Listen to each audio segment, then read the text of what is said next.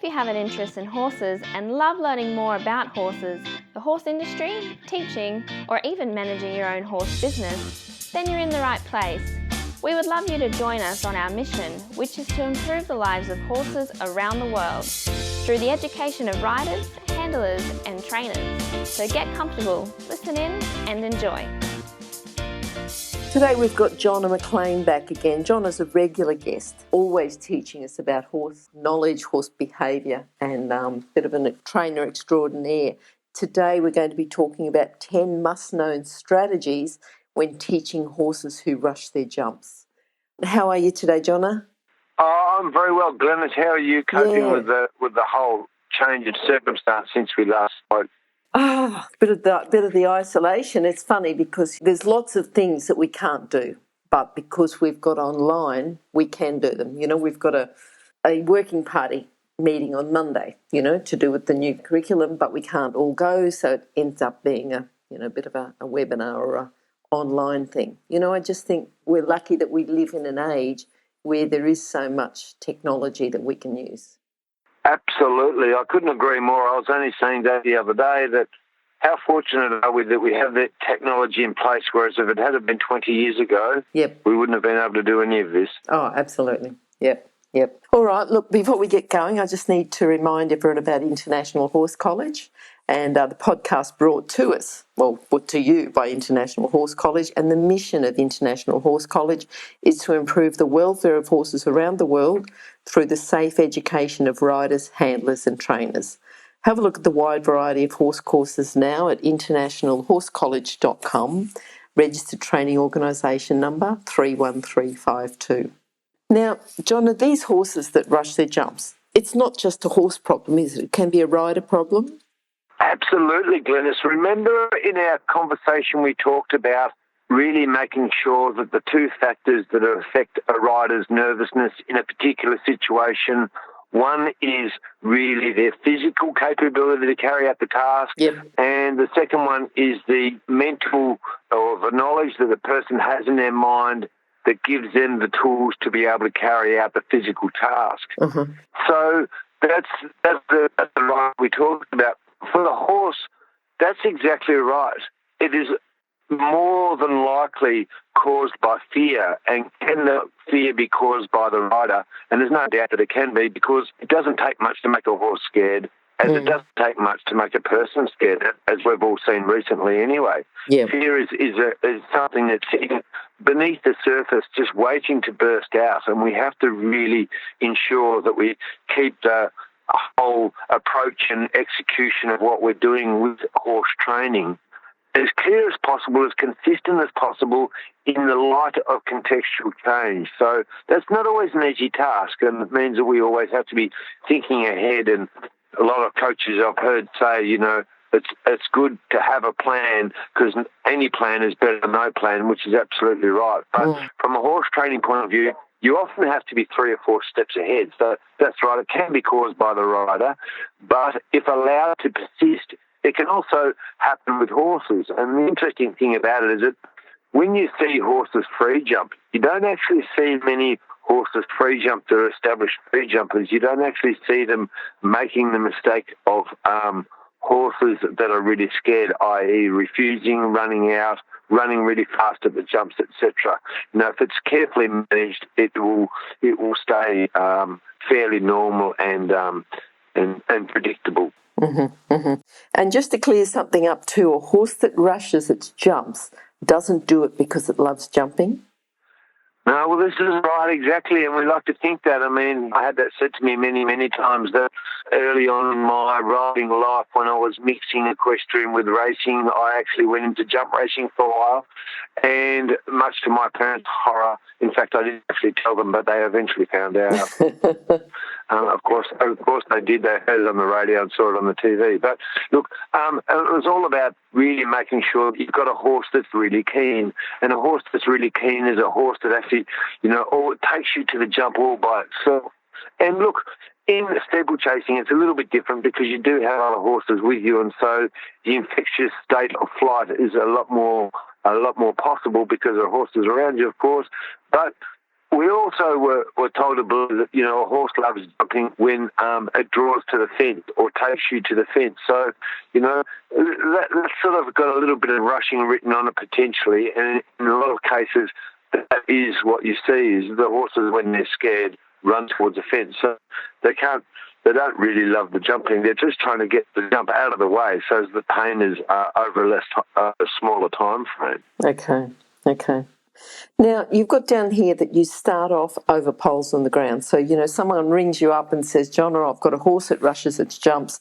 I need to get some coaching. I need a lesson, and poles on the ground. So what are you checking when you teach them over the poles on the ground? Well, I'm checking to find out whether the report that I've got from the rider is exactly the same report that I'm getting from the horse, because I've got two sources of information here, and I have to draw upon every possible source that I can, because, we want to try and execute this accurately, safely, and ethically. So what I'm trying to do there is, if I put a pole on the ground, does the horse automatically rush? And if the answer is no, well, that's great. Then I'll put two wings beside the pole. If it still doesn't rush, that's good. That means that I can go to the next stage and start to make the poles a little, and get them off the ground, as in a cross rail fence or a horizontal rail. Yep. And generally speaking, most of the horses are pretty darn good. The riders have done a lot of work, presented me with a horse that's pretty solid over poles, tri poles, canter poles, etc.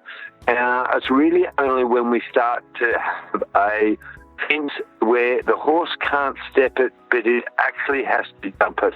And that usually occurs around about 30 centimetres plus. Mm-hmm. A horse can trot a 30 centimetre cross rail, but once that becomes 35 to 45 centimetre, either be a cross rail or be a horizontal fence, the horse has to do some sort of jump. And it's actually then when we go from trot to canter, then the horse starts to accelerate. So usually the horses that I am presented with don't rush at trot, but they only rush at canter. Okay. Yes, and the cues, you want to check the rider cues the horse. What sort of cues are we looking for to make sure the rider's cueing the horse properly? Timely, appropriate, but what are we actually looking for as a coach? Well, as a coach, we're really looking to make sure that every cue that the rider gives, for number one, is that we're not giving simultaneously opposite cues. In other words, leg and hand at the same time, so it's not being confusing. Yes. And that's easy to do because fear makes us do silly things, and we've all been in that position. And makes us to do things that sometimes we don't know. So I'm observing the rider to see what they're doing, and because we talked about before about headsets, the beauty about headsets is that I can pretty much ask the rider immediately after the fence in a really nice, quiet, calm tone, what signals did you give and in what order did you give them for the horse to be able to do the jump? Or maybe you didn't give any cues. I just want you to tell me, can you remember what you did? Sometimes they can't. So that's the first step, is find out what the rider did to the horse. Yep. The second one is, did the horse listen to the rider? And the third one is, did the rider reward the horse by releasing the pressure of the cue? So whether it be a rein cue or a leg cue. Yep. And then the last one, probably the most important one, is, or I shouldn't say important, they're all important, but another one that is also have to be carefully considered, were the signals given by the rider at the appropriate times in relation to the fence? That's the key part, because why would you use the reins aside out from the fence? Okay. No point. Yep. Now, do we permit the horse and rider combination to make mistakes, thinking about tempo, line, self-carriage? And if we did permit them to make mistakes, what's the benefit?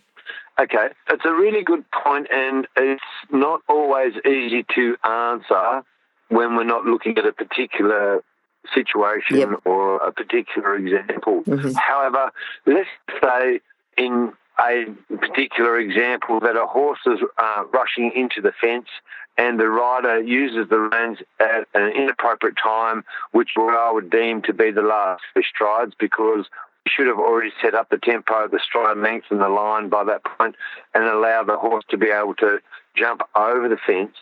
Then we really would just want to make sure that the rider is doing everything that they possibly can to facilitate the horse's jump, not impede it. So you're really looking for inappropriate reactions to the horse and rider, just any basic task to help understand what needs to be done. And it's that lesson, isn't it? And in the future. It is.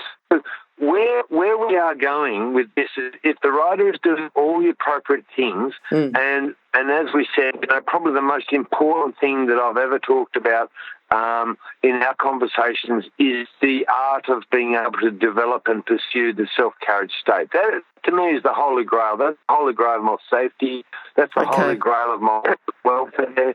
It's everything. And really getting back to the definition of it, the horse is doing everything you've asked it to do, and it continues to do it without having to be re-signalled or re-cued. Yep, okay. So is that if the self-carriage state is in place, then what we're really doing is allowing or permitting the horse to be able to change its line, change its tempo, change its jump style, appropriately or inappropriately get to its takeoff point, and also for the riders to do the same. So it means that when we do that, then we're permitting the horse to be able to make the error, so then we can see that it was the error on behalf of the horse. It wasn't necessarily the error of the rider. It was the horse not being able to maintain self-carriage to the base of the fence. Okay. And number two, probably the other important part is the rider then has proven to me as a coach that even when things go wrong, they are capable of not interfering, because we just can't help ourselves sometimes. We just have to get in there and do something, when really it's best to listen. And I think you and I may have talked about this before, that, for example, if you're driving a car and it's on a wet road and you're on a corner and you think you saw a kangaroo, the worst thing you can do is just hit their brakes as hard as you can. That would be an inappropriate reaction, would cause an accident. What you're best to do is judge the conditions, wait as long as you possibly can, and then apply appropriate pressure that will have some effect upon the car that will be positive, not negative. And riding is exactly the same, but it's a slippery road around a corner pretty much the whole time. That's what makes riding difficult. So when we talk about allowing the horse to make the error, I'm also allowing the rider to make the error as well. Okay. So in a lot of ways, I'm testing the self-carriage state of the rider's capability and the horse's capability, so I can see that it went wrong. Now, I'm sorry about the long-winded answer here, because it's a little complex, but what I'm really trying to do here is now the opportunity for me to be able to train my horse is because he can then train himself by getting too close and hitting the rail and thinking next time, wow, I better not go this fast and take off from there because that hurt my lock or my pastern or coronet band or whatever part of the horse's leg he hit the rail. So he will do something, we call that trial and error learning. You allow the error to occur so then it doesn't continue anymore, and that is what creates learning. And of course, people are exactly the same. So I've just taken this, really all I've done is just taken this to a newer level and allowed it to be exposed. And look, myself and Andrew and Menu have discussed it many times that, error-free training is a very important part of horse training with what we do with ESI. I understand that. But also, allowing small errors to occur are important to be able to assess what the problem is nonetheless. So we don't have to be one-eyed about this. We have all these tools, and depending on what the task is as to what tool we use. You said something earlier about the rider doing as little as possible, because I know some people, when they first start jumping, they just want to throw themselves over the jump earlier than the horse, get in front of the movement, really exaggerate and get the feeling of all the jump, instead of just sitting there in a good position and allowing the horse to jump. So something like that, is that going to teach a horse to rush their jumps if they get in front of the movement? Absolutely, Glenn. It's exactly the same. I didn't cover that in my notes to you, and I haven't covered it in my notes here because it's a big topic, but you're absolutely right. Overriding the fence is one of the worst things you could do. For a starter, puts extra weight on the forehand. The second thing does is, especially for an off-the-track horse, leaning forward means go faster. Yeah. So the idea is to try and stay as in balance as you can with the centre of gravity that is going to go slightly up and slightly forward, and that is all bit of your upper body. And we've all been told, you have to fold with your horse, and we're only jumping a 30 centimetre jump, and yet our upper body is now probably 90 degrees or almost 90 degrees to our hips, and that's completely overriding a fence. And, of course, upper body movement and rein movement is probably going to scare a young horse a little bit. So the idea is to keep as still and as quiet as you can, but facilitate the horse's jumping potential. Okay. And what about if the riders had, I'm thinking about trying to understand the rider's fear. If the riders had past experience with jumping that may have been on a different horse, what the horses used to do, what any near misses or accidents, and what, as a coach, what sort of things are you looking for so that you can understand the rider's fear with the past experiences? Yes, that's right. And that's probably step one, where I've introduced myself, she's introduced herself, I've met the horse, and then the next question is, what would you like to get out of this lesson? And what issues have you had in the past with jumping? Is it from this horse, or was this horse's reactions cumulative compared to another horse, or is this horse helping you compared to another horse, and what were your experiences that you think that made you feel like that? So really asking the rider, what was the original source of this, and how old was it? Did the fear stem from when you were 10 years old, when you fell off for the first jump, and you've now been too scared to conquer your fear, but you'd like to do it? So it depends on how embedded that fear is and how long it's been embedded for. And a lot of riders have this. A lot of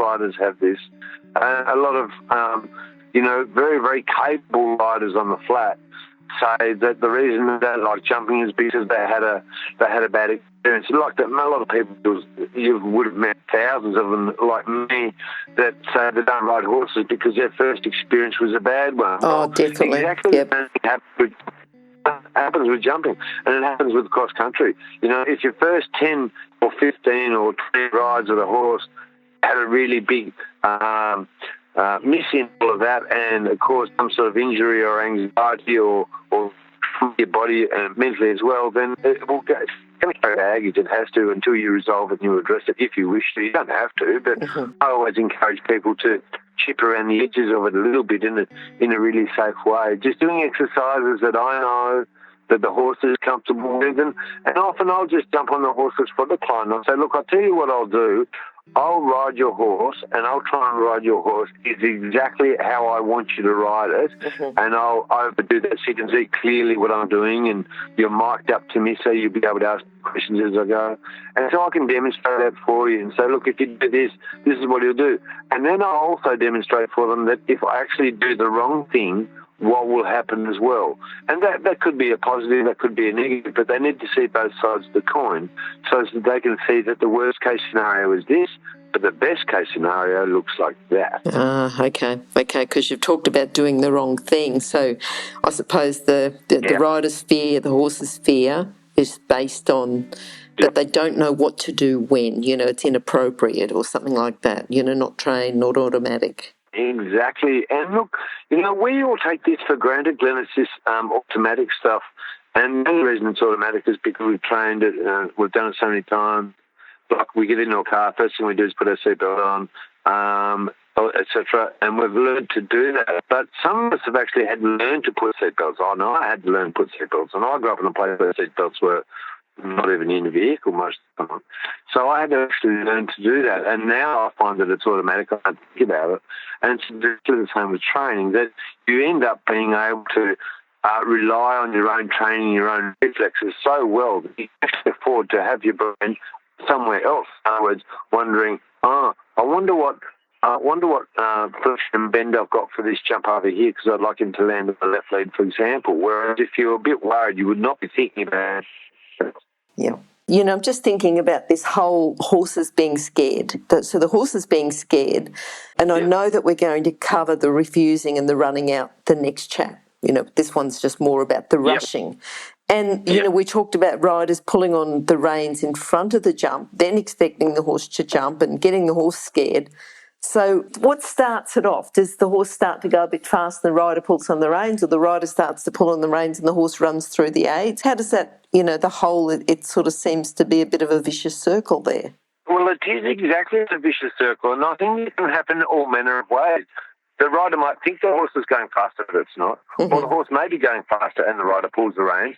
But either way, what is happening is the riders are really making sure that their own safety is guaranteed by pulling the reins, when in fact pulling the reins really close to the fence diminishes your safety level. It doesn't increase it. So the idea is to have a trained effective state in your horse. So in other words, when you pull the reins, you get a reaction from the legs straight away that then should cause you to release the pressure straight away. And that is what we call a half halt when we do that inside let's say, for example, a tempo, and we would like the tempo to change. We would like it to decrease a little, or we would like to shorten the stride. We won't get into the detail of that, but shortening the stride doesn't necessarily change the tempo, it just shortens the stride. But either way, we'd like to have an effect on the horse's canter or trot, but we'll talk about the canter because that's the most common place that most people jump in. And if we apply the reins, then you might come around the corner. And I nearly always get people encourage their horses to push them around the corner with their legs, so slightly increase the tempo to come around the corner.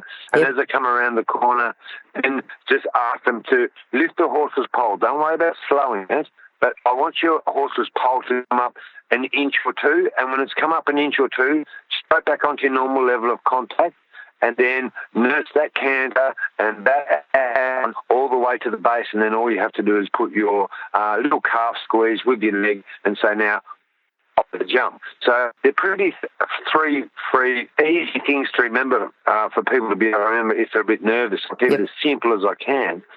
But what I'm really trying to do is address the nervous horse. So then, I get pushed around the corner, then I do a little steady on the straight as I'm going into a little oxer, and then I just nurse the canter all the way to the base, and then I close my leg at the bus and say, now please pop over the jump, and then I have to hold and release the reins and follow the horse's extended profile over the fence. Okay, good. That's absolutely the ideal. What about, I know the leg cue is so important. So I know that, in those last few strides, the excessive use of the reins is going to get you in trouble, confuse your horse. The leg cue, what's so important about the leg cue? It's an interesting one, Glenys. I was hoping you'd ask me about that because I can tell, and maybe because I've done that many lessons, jumping lessons now, I can tell when a rider rides into the fence if they don't give the horse a leg cue because the jump is really spasmodic and fast, and the technique of the horse tucking its legs and being able to use its profile to jump through the arc or the bascule of the jump is actually really messy. And I can see it in an instant. And, my clients are that good, or my clients are, we're all be honest with one another. We say it as it is and we all have a laugh. We all make mistakes. None of us are perfect. And so now, would I be wrong in suggesting that I think at the base of that fence you didn't use your leg, but at the next one you did? And they said, nearly every time I've nailed it. And they said, that's right. How can you tell that? And I said, it's not you. I can actually tell by the horse. So the horse almost gets a little bit lost because he's looking for the cue and he waits just that microsecond. And there's no cue, so then he's going to look after himself. So there's a panic. And what we're trying to do here is keep everything known. So from a horse's point of view, the two most important criteria is that everything is predictable and it's also escapable. And predictability means we've got to do it consistently, and escapable means we remove it at the right time. So that's the answer to the question. Okay. So just sort of going back, because I know that you talked about allowing the horse and rider to make the mistakes at the very basic level. Okay, you've got to see the horse and the rider, you want to see what their natural tendencies are at an obstacle to see what's lacking, the line, the tempo, the cue, the usage, everything. Yep. Okay. Yep. And, like you just said with the legs, you've got to be vigilant to see everything, not just, and I know that, you talked about the rein and leg at the same time is going to confuse the horse, and that could encourage it to just rush because they're a bit confused. They don't really understand what's going on. Am I on the right track there? You absolutely are, and it's because anything that will contribute to fear will result in an unknown situation. And as we already know, as horse people have already heard a million times from everybody, I don't agree with this statement, but anyway, the lawyers make it a lot. That is that horses are predictable. I don't agree with that. I think if horses are unpredictable, therefore their unpredictability makes them predictable in some sense anyway. But to be more certain of what the outcomes are. If horses were that unpredictable, none of us will get insurance for this because some horses just might spontaneously explode, for example. That's not true.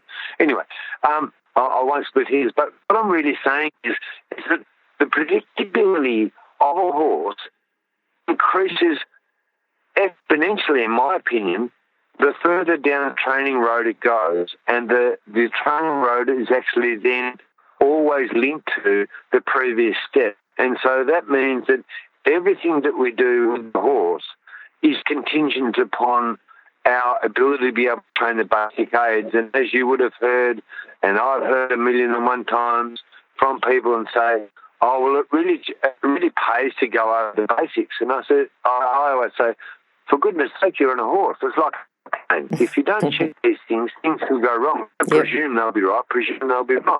Of course I would check it. I'm still alive today. And I'm quite sarcastic about it because I think people's welfare is important. People's rider safety. And look, as you and I know, and we've discussed many, many times in the past, that a horse's reactions are not just going to be contingent upon your training, but they are also linked to things like circumstance or all the effects that can happen. So that means that a horse can do erratic things, for example, shy, or all of a sudden balk, or all of a sudden do run, or whatever he or she might do. And that's because the context still has an effect. But the one thing that we do all know is the more trained the horse, pardon me, I've got the hiccups, more trained the horse, the more protected from contextual change it is. In other words, it is able to withstand contextual change more and greater degrees of contextual change with greater training than if it didn't. Okay. Just going back over that too, all the basic systems have to work. You've talked about the stop, the go, the sideways, the self-carriage. If that's all there in the first place, there's less chance then that the horse is going to get worried and start rushing their jumps. And is it generally just the last 3 strides that they rush? The last couple of strides? Yes, generally the last 3 and then the first 3 afterwards as well. So it can be contagious to the point where it's not only infected the approach but also the departure zone. And to some degree maybe the bascule as well. And you'll see some horses really like to lash out in the air. Yep. Look, I don't get too worried about if they lash out in the air as long as they don't really change their canter length and tempo on the approach or the departure. In the air, if they do that, the rider should be in a good, clear 2-point, facilitating the horse's extended length with following the contact with their arms mostly. And we were talking about that before. I think riders tend to try and do it with their bodies. I think you should do it with your arms and try and keep your body still. Look at the world-class show jumpers. You can nearly balance a glass of red wine on their helmets. They're pretty darn still, but their arms are generally working a whole lot more than any other part of their body. So really making sure that the approach and the departure phases are pretty consistent, and then I'm much closer to being able to be in self-carriage. So I'll just be on a normal contact, and the horse will then be quite comfortable with all the cues given. And so it also means with this scared horse, we've got 2 things at work here, and you've probably had jumping lessons that where the coaches said to you, and I certainly have had lessons where the coaches try to encourage you to see a distance. And that's a pretty hard task. That's a very task. I don't know how many riders you can see beyond 3 strides. I know. Great work if you can see 5. You're pushing it. Most people can see 2 fairly clearly. They're pretty established. But I think, once you ride FEI, you start to lock onto 3 strides, which is fine, and I don't have a problem with that. But really, it means I also want the horse to be able to self-adjust as well. Yes. For example, you and I, when we free jump a horse, we don't actually tell the horse what profile to go in. We don't tell him when to shorten. We don't tell him when to lengthen. And yet he hardly knocks down any road. Yep. And yet it all goes so badly when we ride it. Well, what are we doing wrong? So that's where I'm going with this whole conversation. We really should be just facilitators, really quiet, carefully considered facilitators of a horse jumping that's sat on the basis of good training. Yeah. And I know within your training, usually you ask for, 1 or 2 repetitions, then a short break. Praise the horse. The horse has done well. You don't just keep going again and again and again, and then until the horse gets it wrong. A couple of repetitions and then they're right. Give it a break. Yeah.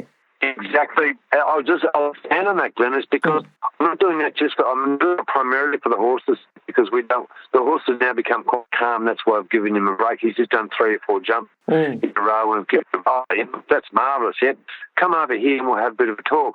So then I talk to the rider and I leave, and the horses always stand. They always stand. They never fidget. They never do anything. Because they know. Yep. They know. Yeah. So I'm giving the horse a body break, but I'm also giving his brain a break.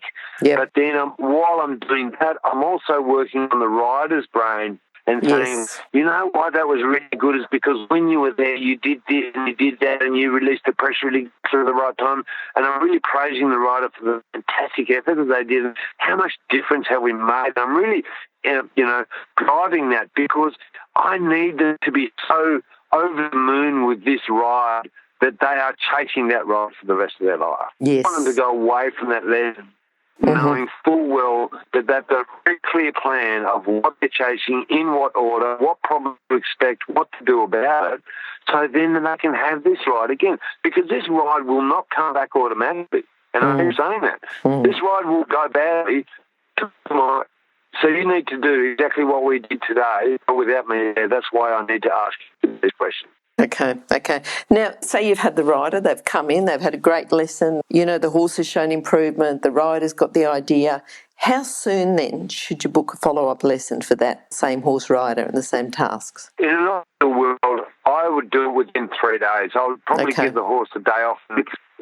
Especially a young horse that's a bit scared and a bit traumatic. Yep. And then on the third day, so I gave them a lesson on Monday and then I did another one on the Thursday. Then I would tone the lesson back a little bit, go back over the task, and be mostly a dressage lesson, but they'd be in their jumping saddle and they'd be doing exactly the same manoeuvres they'd be doing in the jumping already. In fact, would be in the jumping already, doing dressage manoeuvres around the jumps in their jump, which is what I encourage everybody to do. Like, dressage is not for dressage saddles. Dressage is for every day you ride. Doesn't matter what saddle you're in. Because dressage is about the execution and the availability of cues and manoeuvres that you can do anywhere and everywhere. That's what it's all about. No, I think that's good. I think you've sort of covered quite a lot there. And I think that 3 days, it's important for people. It's not just a come back in a week's time, because there's certain times when you need a little bit more just intensive to make sure people are on the right track and to make sure the horses are on the right track. Otherwise they can go from 1 week to the next, they can improve and then go back downhill. You've got to sort of start again. That's exactly right, Glenys. That's probably a better thing than what I said. I don't know. You usually explain it pretty well. So, getting back there, what I understand hot is really what my point is. It's still a little warm. I don't want to go completely cold and then not do anything. Yep. I would really like to come back and then do it again, because if the other thing about doing it three or 4 days apart is that it means that then you can see how available the resistances of the horse are. In other words, he comes back in and you can tell straight away, oh, wow, that canter's in self-carry straight away and you are good to go. Come around the corner, you're on the left line, pop over that little cross trail, pop over that little ox for me, and remember what we said. So these are the things you have to do and where. In fact, I probably won't tell them that. On the second day, I'll say, okay, now you describe to me what is the tempo that you want, and we haven't talked about that. What is the tempo you want? When are you going to do what the horse? What do you expect? What makes the pressure go away? And how are you going to help him get over the jump? And I want the whole story, and they've got to tell it to me. And they're always able to do that. So it just means that then I can get the rider to vocalise what the commands are to the horse. Yep. And then I can also get them to explain to themselves what their body has to do for the horse. Okay. We've covered so much here, Jonna. I think that if anyone's got a horse that does rush their jumps, whether they're a coach that's teaching someone that's got a horse that rushes their jumps, I think you've covered quite a lot there. But, Jonna, if they need to contact you, what's the best way? They can go to horsechats.com and search for Jonna, and your contact details are on the bottom of every page. But do you want to say your email, your contact details now, the best way? Yep. Okay. No worries. I can use my normal email address. When I say it's normal email, there's a couple of emails, but usually give out the one. It's jonnamclean@gmail.com, JONNAMCLEAN @gmail.com. Or you can contact me. The other way of contacting, that's probably the easiest way. And I have a Train to Win Facebook page as well, so you can have a look at that and leave a message on there, which lots of people do, or you can send it to me via email. I don't mind. Either way. Perfect. All right. So if you're thinking about, in particular about teaching horses that rush their jumps and sorting out that problem, or if you've heard of any others, if you've got other problems with horses, I would urge you to go back, listen to some of Jonna's chats. And I think by the time you hear a few chats, you just go, this guy's got such a logical, progressive system of training horses. He's going to help me even if the problem hasn't been covered yet. So I'd urge you to go back and listen to all his chats as well. So, Jonna, thank you again. I think each time you come up, and I know that we've talked about horses that rush their jumps, and next time we're going to be talking about horses that refuse or run out of their jumps. And I'm sure there'll be lots of insights there as well. So thank you, and I look forward to it. No worries, Glenys. Thank you very much for taking the time, and I guess we're all going to have more time to be able to do more of these chats and more people. I hope. We quite possibly are. Yes, okay. Talk to you later, Jonna. Bye. Thank you, bye. If you've enjoyed this chat, then please comment, rate and subscribe. If you'd like any changes or recommendations for guests, then please contact us through horsechats.com. And while you're online, have a look at the government-accredited courses at internationalhorsecollege.com. Registered Training Organisation 31352. Remember that our comments and instructions are general in nature and do not take into consideration your individual horses or your individual ability and circumstances. If you enjoyed this podcast, then please leave your comment below.